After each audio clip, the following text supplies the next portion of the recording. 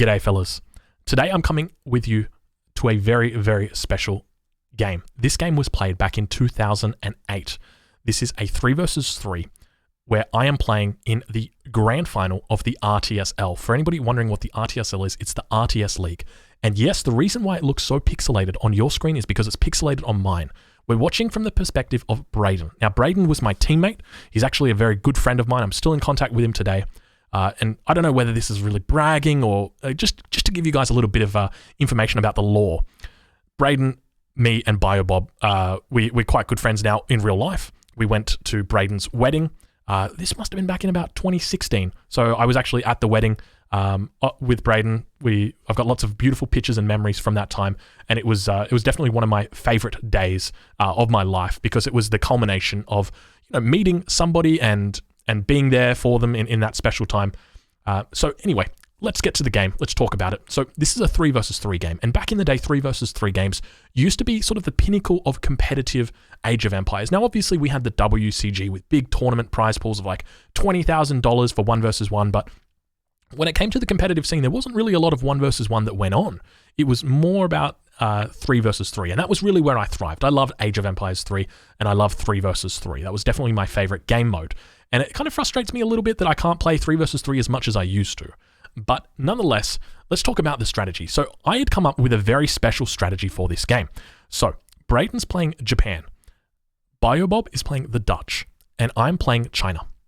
Now, China had been released probably about 5-6 months before this, and it still hadn't been balanced perfectly. And as a result, I used China and leveraged the power of it. And I leveraged the power of the Team Manchu shipment. So the idea is we are going to do a sling. Not only are we going to do a sling, we're going to do the most disgusting sling that you have ever seen. So the idea is Braden is going to be slinging me food and at the same time maintaining his villager production. Then he's going to just keep sending me food, and I'm going to tell him if I need more food or anything like that. Then he's going to age up to age 2, and then he's going to mass Yumis. BioBob, he's going to play Dutch, and the reason he's playing Dutch is because he's going to sling me coin. And Dutch have a higher coin gather rate than other civilizations, so we're going to leverage that, and we're going to keep him focused on coin, because I'm going to need coin to get up to the 3rd age. I'm going to need 1,000 coin. So that was the plan, and we had practiced this strat a lot. So you might be wondering what my nickname is. You can see it right there. If we just pause the game, or if we just go back a little bit, you can see my nickname actually just popping up on the screen for a second. Hold on, there it is. So you can see we've got Dark Albino. So that was me. That was my old name. A little bit of a, what's the word? It's like a dark albino. Albinos have very light skin, and I'm dark, so it's like, it's very funny. BioBob and then Braden, and we're playing up against Nature Phoenix, Urk, and Skipper, that is. And so you can see the matchup, or the civilization. Oxymoron, thank you very much for anybody. That is exactly what it is. It's an oxymoron. And so the idea is that I'm going to reach the 3rd age, and then I'm going to send Team Manchu as quickly as possible. And we're going to use that to overpower our opponent in the early game, and then we're going to use that to sort of establish a lot of map control that normally we wouldn't have the right to have because of our civs, because we've chosen very greedy civs. You can see our opponents have chosen the Iroquois. Back then they were called the Iroquois, so I'm going to call them the Iroquois right now. In this version of the game, they're the Iroquois. And our opponent was playing the Indians. So these are very aggressive civilizations. So I said, you know what, we can easily take this out with the strat. So we did the strat. So now you can't really see the scores right now, but my score is much higher than everybody else's, but I don't think they were really anticipating it. You can see Braden is nowhere even close to aging up, just sending me through food. I've only just reached the colonial age right now, so 3 minutes and 13 seconds, I'm now I'm up to the colonial age. And I'm telling, the entire time I'm communicating with them. Now, back here, I didn't actually have a microphone. Everything was done in chat, and I knew what I needed. Everyone knew what they needed to do. And see, you can actually see me in the chat saying, let's scout FB. And so in this game, we're looking for the FB at this point. You can see we've uncovered quite a fair bit of the map. Braden's playing quite well. And he's still sending me over those resources. You can see he's got less than 100 food at this point, hasn't aged up. I'm going up with the porcelain tower. And then after that, so back then, the Disciples hadn't been nerfed. Disciples were really, really strong back then. And what I do is I mass up my disciples, and then I go up with the disciple wonder, and I've got like 25 disciples. It's just ridiculous, and it's like, it's at 5 minutes into the game, and so you can see me saying I just need 100 gold, and so now the sling has well and truly begun. I'm going up to age 3 now. We're at 4 minutes and 20. Now keep in mind the game didn't look like this when we played it. It was recorded in 360p. So I'm watching this on YouTube at the moment. I'm not watching it as a recorded game or anything like that. And we are watching it from the perspective of Braden. And so the idea is that after I would hit age 3, I send out the Team Manchu, that I would begin making hand mortars. Now, hand mortars are a unit which got nerfed specifically because of the strategies that we were doing. We made up the most ridiculous strategies, and we got these units nerfed because of how strong they were. And this game in particular was used as like Exhibit A why we're nerfing hand mortars. And the reason why is because their base damage was too high. So they didn't have a lot of bonuses against bonuses against buildings, bonuses against artillery, bonuses against ships, but they had a very high base damage. So they had 15 base damage or something like that, and then a 5 times bonus against buildings. They changed it now, so it's like a 5 base damage with a 15 times bonus against buildings. So they changed it because of this specific strategy that we were doing, and they were just too strong. All right, so you can see I'm saying gold, please. I think that's what I'm saying. G, please. So that means gold, please. So I'm asking Ben, BioBob, his name is Ben, to send me through some gold because we need to get the mercenary shipments in. Now I've hit the fortress age, and I think back here, mercenary shipments, so that's me saying on the way. So I'm saying that the Manchu are on the way, and I'm saying I'm good, as in I don't need any more coin. So just communicating. And there you see all my disciples. So this is the disciples I was talking about. So these are fortress age disciples, really, really strong, and you can see how many I've got of them. And yeah, just keep in mind, back then, the meta was very, very different to what it is right now, because a lot of the balance changes existed. Like, you can't get that many disciples anymore. Like another thing that they nerfed because of the strategies that we were doing. And it's Team Manchu in 5, I'm saying. So there you can see Team Manchu is about to come in. And now I think I'm saying 1. And then, so there's the Team Manchu. Now Team Manchu's on 7, Team Manchu. It's only on 5 at the moment. It used to be 7. So this is Team Manchu coming in at 6 minutes 30. There's 21 Manchu, 21, Imperial units out on the map, because that's what Manchu are. They're Imperial cavalry archers. They're out on the map at 6 minutes. And so this was the strat, and we said, we can nullify any aggression with this in the early game. It's not going to be a problem. They're not going to be able to really deal with this. And so, you look, BioBob I think is in age 1 still. I think Braden's still in age 1. We're at 7 minutes into the game. And still, we've got the strategy in mind. We know what we're going to be doing or what we're going to be achieving. And now I send in team hand mortars. So you can see a whole bunch of team hand mortars have come through. So that's 5 hand mortars for the team. So really utilizing the Chinese team cards that they've got. And now we begin pushing, and you can see we're pushing towards Skipper's base. He's trying to put down I can't remember, a war hut, and we're sieging it down. I'm sieging it down with my disciples, and the Manchu, you can see all the Manchu just there standing by, ready to go. And you might think that the game might be over at 7 minutes because there's 21 Manchu, and what do you do against 21 Manchu? Keep in mind, this is the final of a 3 versus 3 tournament that ran for months. It literally ran for months, and we had a lot of different members of our clan playing in it. I think this was actually the very first season that we participated in it, and we came up against SkWizZ, so Scary Wizards, and they were I think they were the reigning champions at the time. There's still a couple of the SkWizZ guys that do play, like Jehuti. He plays at the moment on the Definitive Edition, but most of these guys are very old school and don't really play much anymore. So now the hand mortars are coming out, and so the strategy from here is we're doing Yumi Archer from Braden on Japan. I'm going to be making hand mortars on China, and BioBob is going to be making Reuter. And the idea is that we're just going to use the natural advantage that we have in this kind of choke point, and just going to sit here, and then we're going to kind of boom behind it. So now Braden, we can see he's training up Yumi archers, he's getting all of his market upgrades, and still training villagers, doing all the right things. So really going, focusing on his economy a lot. I think he's up to 160 population for shrine, so doing a pretty good job of that.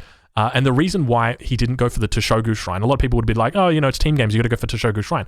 Well, you got to remember he was slinging. And he's not going to have that early advantage that he would have normally had if he had gone for the Toshogu Shrine because he was doing the sling. And so it means that, you know, we have to kind of use the Golden Pavilion instead because it's going to give him a lot more a lot more bonus in the early game, and he's not really going to be looking to age up at any real time. And so now we can see the mass from the opponent is pushing in. So it's about 9 minutes. They've got a decent Forest Prowler mass. So what they're doing is actually, in my opinion, it was considered quite a lame thing. So it's double light inf and ranged cav. So Zambarak with I can't really see, is it Zambarak and Yumi Archer and Forest Prowler. I think that might be what it is. I'm not too sure exactly whether it's Yumi or what it is, but it's essentially in our books, like we were like that's when it comes to levels of lameness and like what is good, that is a very good strategy. If you are doing that, to be doing Zambarak or Bow Rider or Roita, it is Yumi Archers. Okay, cool. That you see. So that was really quite a good strategy. And so, we were saying, because when it gets towards the end of this game, they say a few things. They call us a few names. I'll say that much. But from our perspective, we're like, well, hold on. You're doing the lamest thing in the game possible. Like, this is the lamest thing. And we've just outsmarted you. So, is it really that, you were outlamed? But anyway. So now Brayden's mass is beginning to build. He's got these nice Yumi Archers up. And the idea is that with these fights, we want to use our range as the advantage because we've got longer ranges. With hand mortars have got a ridiculous range. I think it's about 32 range that a hand mortar has actually got. And because of that, you can use it to focus down enemy units from a distance, and you can always really have the advantage. And that's exactly what I aim to do. And so slowly but steadily, we continue adding to the hand mortar mass. We now see on the south side of the map, BioBob is putting out a lot of houses for line of sight. And we're going to see a strategy that hasn't been used in a long time. So, you might be familiar with pillarless walls. Back in the old days, we didn't have pillarless walls. We had wallless pillars. And that's exactly what Brayden's going to be doing. So you use the pillars for line of sight. So the idea is that you're just going to be dropping down individual pillars all over the map to give yourself line of sight. And that's it. And you literally line of sight the entire map just by putting the pillars down. And so that's something that we're going to see Brayden do over on the west side of the map, because if you take a look down in the bottom of the mini map, you can see we're kind of orientated towards this southern point. So he's a little bit open up there, and just to give him that extra comfort of mind, or that peace of mind, he puts those pillars up just so he can have that extra, I guess that extra time to spot out any raids. And so now we see, I think, a bit of a raid coming off over there. Now, BioBob is playing the Dutch. He's massing up Reuters. Can't you do that today? Wallless pillars? Yeah, you can, but they don't have as much line of sight. The line of sight got nerfed, and that was this is the reason why. Like we everything we do, it was getting nerfed. So now you can finally see. So this is the pillarless walls, or the wallless pillars, and that are being dropped down. So like everything that we are doing, it was like something that was targeted by the developers, because like we really tried to be as ingenuitive as possible. It was like, with the team Manchu, the team hand mortars, the hand mortar abuse, like the wallless pillars, like absolutely everything we were doing, like the disciples at the beginning of the game as well. So we just saw Brayden pinging the 5 cuirassiers from the Iroquois player. So 5 cuirassier shipment coming through. They're looking for a bit of a raid now. Damn, you were toxic. Yeah. I mean, I've always been Aussie, let's break the game drongo. You got to remember that. I love finding the most imbalanced, disgusting things that make your opponent just go, oh my God, this is gross. And that's exactly what we achieved with this. We did this a number of times during the tournament, not this strategy. This was the first time we pulled out this strategy for the final game. We didn't even use this in the semi-finals. We used it in the finals only, because like that's how good the strategy was. We were like, we don't want to reveal this strategy, because everyone can download the replays, everybody can see the replays, and it's this was just like something that we had really prepared for. We were really what you had to do back in the olden days, you actually had to use a Smurf account to prepare your strategies, because everyone could see the game history that you had played, and they could see what you were doing, and they would be like, well, hold on a minute. We're looking at Aussie Drongo, and we can see he's aging up to Fortress Age at 5 minutes. How is he doing that? And then they go, oh, Brayden's not aging up until reaching the second age until 6 minutes, and Biobob's not reaching the second age till 6 minutes. They're doing a sling. Okay, what kind of sling are they doing? Oh, they're playing China, and then they can identify it, and then they can counter it. And then so that's what you had to do. You had to play on Smurf accounts, so they didn't know what the strategy was that you were going to be pulling out. And so now you can see the hand mortars there, and you're probably wondering, okay, but why are you making so many hand mortars? Those things are like Culverin. Those are the old hand mortars. Those are the hand mortars that haven't been nerfed yet. And they hit freaking hard, man. They are insane. I'm not sure if we can spot the amount of damage that they do, but like I can one-shot units with that. With that, like they've got an AOE as well. So it's basically like a falconet, or think of it kind of like a rocket with the range of like 32. And yeah, you can see on the minimap just how much walling Braden is starting to do now, really getting that line of sight out. And some Yumi archers now fighting off and managing to take down the Explorer for the Iroquois player. And we're in a pretty good spot here. So basically, what we want to do is, and this is something that I said before the game, is I'm like, we need to bait them into a fight that's advantageous for us. So we need to find a choke point with a lot of trees, because we knew the map was going to be Great Plains, and we need to sit behind that choke point. And that's exactly what we do. Like you see right here, I'm just sitting behind this choke point, because if they try and push in with any units, it's going to be very difficult. And you saw all of my hand mortars firing off there, taking out like 2 or 3 Yumis. Look at them all go in. Do you see that? There's like, I don't know if you can spot, it's probably like 3 or 4 units that just went down from those volleys right there. And this was like sort of the goal of the game was like, this is how we want to bait them into this fight. So we want to like really just push them into this. Someone's saying, I can't read the names. Don't worry, no one can read the names. This is like 360p, my friend. And so now the fight begins. We see a whole bunch of melee units, and take a look at how beautiful that little choke point is there. At this point, I'm really worried because Ben, Biobob, our Reuters aren't here with us. We've only got a little bit of Reuters, and we need more. You know, because they're pushing in, that we're like, okay, you know, this is it. This is the fight. It's happening right now. Ben, where are you? Ben, where are you? Like, he's saying, I'm coming. And they're coming on the minimap. I'm not sure exactly where they are, but we've done a really good job nonetheless, because we've still got them in this kind of choke point. And we've got the Manchu that is still there. And we've got so many mortars. Like, it really takes a lot for them to actually kill them. So they're slowly taking out mortars, but you can see how many mortars there are. And at this point, the mortars are just getting absolutely, like, they're slaughtering the enemy infantry. And that's me saying, great Doyle, which back in the day was sort of like a little meme that we said. And then there's Nature Phoenix saying, it's very hard to see. He says, outlamed, comma, very good game. And then I just respond, good game. And now they resign. Because, you know, they fought. It was basically like a 2 versus 3 fight. Like, we didn't even have all those Reuters right there. And that's me saying GG in capitals right there. TY, GG.